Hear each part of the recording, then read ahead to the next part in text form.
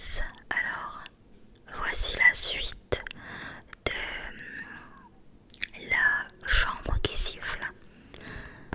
Je vais faire en chuchotant et aussi en lisant à voix normale.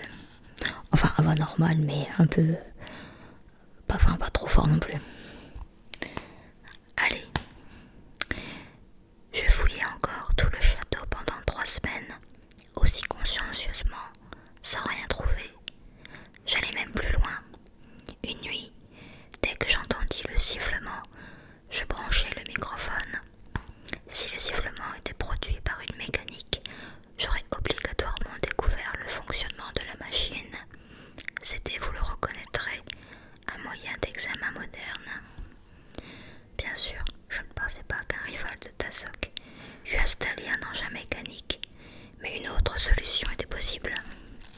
On aurait dissimulé des années auparavant un sifflet destiné à faire fuir les curieux en les convainquant que la chambre était hantée.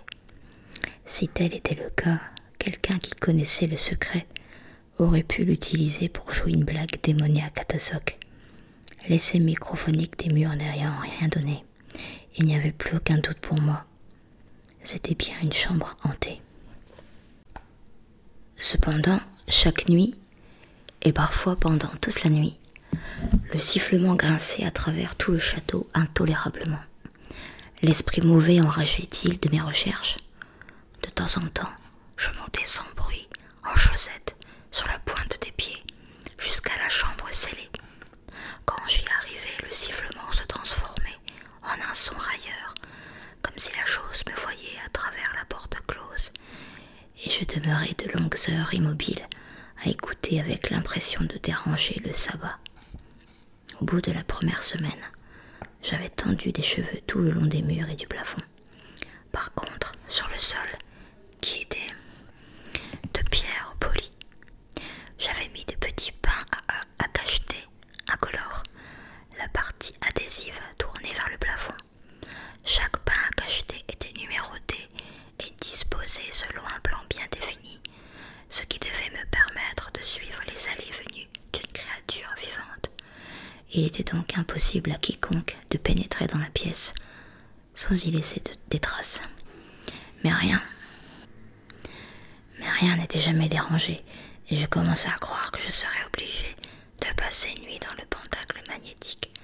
Vous pensez, ce serait une folie, mais j'étais tellement à bout que j'étais prêt à tenter n'importe quoi. Un soir, vers minuit, je brisai le sceau de la porte pour jeter un rapide coup d'œil dans la chambre. Un hurlement de folie m'accueillit. Les murs semblaient s'être gonflés comme pour m'écraser.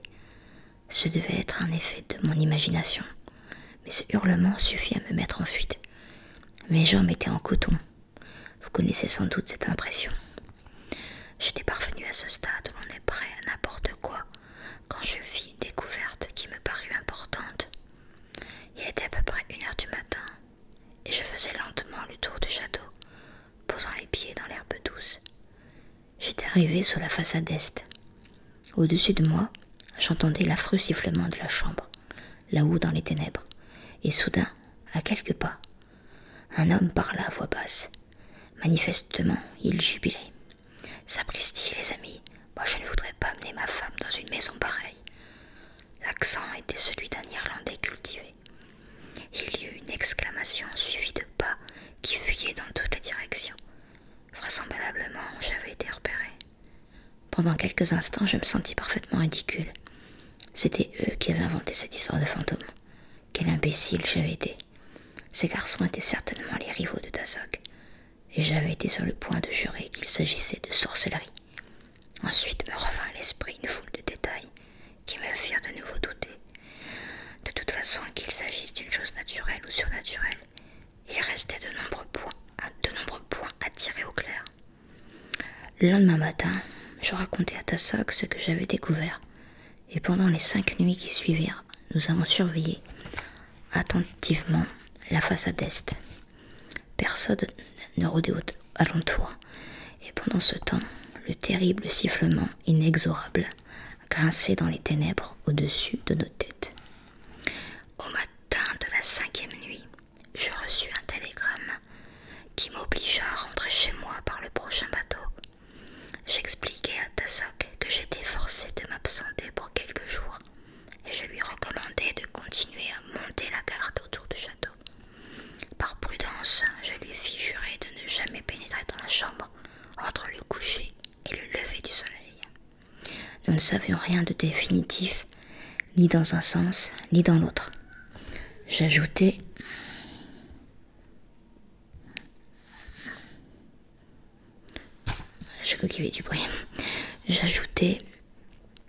que si la pièce était ce que j'avais cru tout d'abord, il vaudrait mieux qu'il mourût plutôt que d'y pénétrer après la tombée de la nuit. Mes affaires étant terminées, j'ai pensé que vous seriez intéressé par cette histoire. En outre, j'avais envie de mettre de l'ordre dans mes idées. Voilà pourquoi je vous ai téléphoné. Je retourne là-bas demain, et quand je reviendrai, j'aurai sans doute des choses extraordinaires à vous raconter. À propos, j'ai oublié de vous faire part d'un curieux détail. J'ai essayé d'enregistrer sur disque le sifflement, mais le bruit n'a pas impressionné la cire. C'est ce détail qui m'a donné le plus le sentiment d'étrangeté. Autre détail curieux, le microphone n'amplifie ni ne retransmet le son. Le microphone n'est pas sensible à ce sifflement. Voilà. Maintenant je suis au bout de mon rouleau. Je me demande avec curiosité si parmi vous, il s'en trouvera un assez futé pour éclairer ma lanterne. Moi je ne sais encore rien. Non, pas encore. Il se leva. Bonne nuit, vous tous. Et il nous mit à la porte, sans façon, sans que nous fussions fâchés pour autant. 15 jours plus tard, il nous envoya une carte pour nous fixer un rendez-vous. Et cette fois, je ne fus pas en retard. Carnegie nous fit passer directement à table. Le repas terminé, il reprit son récit là où il l'avait laissé. À présent, écoutez-moi attentivement, car j'ai quelque chose de très étrange à vous raconter. Je suis arrivé à Istrey et j'ai dû me rendre à pied au château, parce que je n'avais prévenu personne de mon retour. La lune brillait haute et claire dans le ciel. La promenade était plutôt agréable. Lorsque je parvins au manoir, tout était plongé dans les ténèbres, et j'eus l'idée de faire le tour pour voir si Tassoc ou son frère portaient la garde. Je ne les trouvais nulle part, et j'en conclus qu'ils étaient allés se coucher, parce qu'ils étaient fatigués. Comme je retraversais la pelouse qui s'étend devant la façade est, je perçus l'affreux sifflement. Il résonnait étrangement aigu dans le silence de la nuit. Il avait une note très particulière, je m'en souviens, à la fois persistante et méditative. Je levai la tête vers la fenêtre et j'eus une idée subite. J'apporterai une échelle de l'écurie et j'essaierai de regarder de l'extérieur. Après quelques recherches, je découvris une échelle que j'eus de la peine à transporter. Dieu m'en est témoin. Je pensais d'abord que je ne parviendrais jamais à la redresser. J'y réussis. Pourtant, il appuyait contre le mur, au-dessous du rebord de la plus grande fenêtre. Puis, silencieusement, je gravis l'échelle et je regardai à l'intérieur. Le bizarre sifflement s'accentua, donnant l'impression d'une créature qui sifflait paisiblement pour elle-même. Et cependant, on eût dit le sifflement d'un monstre, avec une âme humaine. Et alors, savez-vous ce que je vis? Le sol de la pièce immense et vide se soulevait et formait un mamelon qui se creusait au sommet comme un cratère. À chaque palpitation sortait le sifflement. Ce mamelon, comme un sein gigantesque, se gonfla, se dilata et explosa en une symphonie fantastique. Je fus stupéfait, la chose vivait. J'avais devant les yeux deux énormes lèvres noirâtres pour souffler qui luisaient au clair de lune. Elles s'enflèrent et une épaisse couche de sueur recouvrit la lèvre supérieure. Le sifflement devint un cri délirant qui me frappa d'effroi. L'instant d'après, je n'avais plus devant moi que le sol de pierre plat, poli et lisse qui s'étendait d'un mur à l'autre. Le silence était absolu. Vous imaginez dans quelle état j'étais. La chambre était maintenant tranquille, mais je ne pouvais oublier ce que j'avais vu. J'étais comme un enfant malade de frayeur. J'aurais voulu glisser en bas de l'échelle et m'enfuir. Et ce fut à cet instant que j'entendis Tassoc qui m'appelait à l'aide de l'intérieur de la chambre. « Au secours !» criait-il. Mon Dieu, j'étais si abasourdi, si bouleversé que je crus tout d'abord que c'étaient les Irlandais qui l'avaient entraîné là pour se venger de lui. J'entendis un nouvel appel. Alors je brisai la vitre et sautai dans la pièce pour le secourir.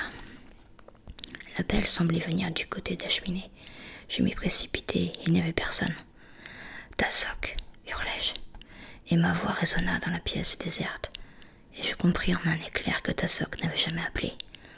Affolé, je retournai vers la fenêtre, quand un sifflement triomphal éclata dans la chambre. Le mur se propulsait vers moi, énorme ventru, tandis que les lèvres monstrueuses se trouvaient à proximité de mon visage. Je cherchai éperdument le revolver au fond de ma poche, non pour abattre la chose qui me menaçait, mais pour me tuer moi-même, car le danger que je courais était 1000 fois pire que la mort. Et soudain, la dernière ligne, inconnue du rituel, fut murmurée d'une manière audible. Et il arriva ce que j'avais déjà connu une fois auparavant, l'impression qu'une fine poussière cendreuse tombait sans arrêt, et que ma vie, en proie au tourbillon du vertige des choses invisibles, était en suspens. Puis cela prit fin, et je sus que je pourrais peut-être vivre. Mon âme réintégra mon corps. Vie et force me revinrent. Je m'élançai vers la fenêtre et glissai le long de l'échelle, la tête la première, car je peux vous dire que je n'avais plus peur de la mort, et me retrouvai vivant sur le sol. Je restai assis sur l'herbe douce, caressé par les rayons de la lune. Là-haut de la chambre, dont la vitre était brisée, sortait le sifflement monotone. Je ne m'étais pas blessé, et j'allais frapper à la porte d'entrée. Tassoc m'ouvrit. Nous eûmes une longue conversation autour d'un verre de whisky, car je tremblais comme une feuille. Je leur expliquai tout du mieux que je pus. Je dis à Tassoc qu'il fallait démolir la chambre, que tout devait être brûlé dans un fourneau à soufflerie, construit dans un pentacle. Il acquiesça. Ensuite, j'allais me coucher. Une petite armée fut mise à l'ouvrage, et en l'espace de 10 jours, tout était parti en fumée, et il ne restait que de la cendre. Ce fut quand les ouvriers démolirent les boiseries que je compris comment avait évolué cette extraordinaire histoire. Au-dessus de la grande cheminée, quand on eut arraché les panneaux de chêne, je trouvai scellée dans la maçonnerie une tablette en pierre, portant une inscription en langage celte. Dans cette pièce avait été brûlé le bouffon du roi Alsoph, Tiancé, qui avait écrit le chant de la folie sur le roi Ernor du 7e château. Je la remis à Tassoc dès que j'en eus la traduction. Il fut extrêmement surexcité, car il connaissait la vieille légende. Il m'emmena dans la bibliothèque pour consulter un parchemin ancien qui contait l'histoire en détail. Je découvris par la suite que cette aventure était bien connue dans la région, mais qu'elle était considérée plutôt comme une légende que comme un fait historique. Et personne ne semblait avoir jamais songé que l'aile est du château d'Istrey était ce qui restait du 7e château de jadis. D'après le vieux parchemin, je me rendis compte qu'il s'y était passé autrefois une assez vilaine histoire. Le roi Alsoph et le roi Ernor avaient été ennemis à cause d'une question de droit d'aînesse, mais à part quelques coups de main, rien de grave ne s'était passé entre eux pendant plusieurs années. Jusqu'au jour où Tiancé composa le chant de la folie sur le roi Ernor. Il le chanta devant le roi Alsoph, qu'il apprécia tellement qu'il donna au bouffon une de ses dames d'honneur pour femme. Tous les gens du pays connurent ce chant qui vint aux oreilles du roi Ernor. Ce dernier fut si irrité qu'il fit la guerre à son vieil ennemi, le captura et le brûla, ainsi que son château. Mais il emmena avec lui Tiancé le bouffon. Il lui arracha la langue à cause du chant qu'il avait composé, l'emprisonna dans la chambre de l'aile est. Quant à la femme du bouffon, il la garda pour lui, car il avait été sensible à sa beauté. Mais une nuit, on ne trouva pas la femme de Tiancé, et au petit matin, on la découvrit morte dans les bras du bouffon. Lui était assis et sifflait le chant de la folie, car il ne pouvait plus chanter. Alors on fit rôtir Tiancé dans la grande cheminée, en l'accrochant probablement à ses fers de potence dont j'ai déjà parlé, et jusqu'à ce qu'il mourût Tian Tiancé ne cessa pas de siffler le chant de la folie, qu'il ne pouvait plus chanter. Ensuite, on entendit souvent la nuit ce fameux sifflement. La chambre fut considérée comme hantée, et nul n'osait y dormir.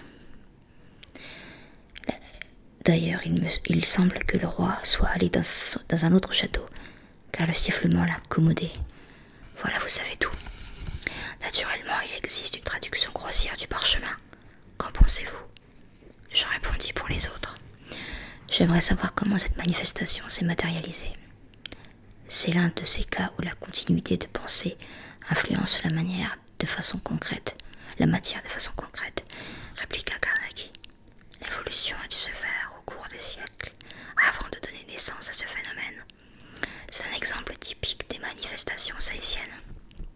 On peut le comparer à un champignon dont la croissance modifie la composition de l'éther. Cette modification implique un contrôle ésotérique sur la matière. Il est impossible d'expliquer ce cas de façon claire en quelques mots. Alors vous pensez que la chambre était devenue la matérialisation de l'ancien bouffon, que son âme, nourrie de haine, s'était transformée en monstre, demandai-je. Oui, fit Carnegie en hochant la tête. Je pense que vous avez bien résumé ma pensée. Hormis Stonehuttre descendrait de ce fameux roi Ernor. C'est en tout cas ce que j'ai entendu dire, n'est-ce pas curieux? Avec le mariage qui approchait, la chambre s'était réanimée. Si la fiancée était entrée dans cette pièce par hasard, la chambre avait attendu longtemps. Les péchés des ancêtres, oui, j'y ai pensé. Ils doivent se marier la semaine prochaine et je serai le témoin, chose que j'ai en horreur.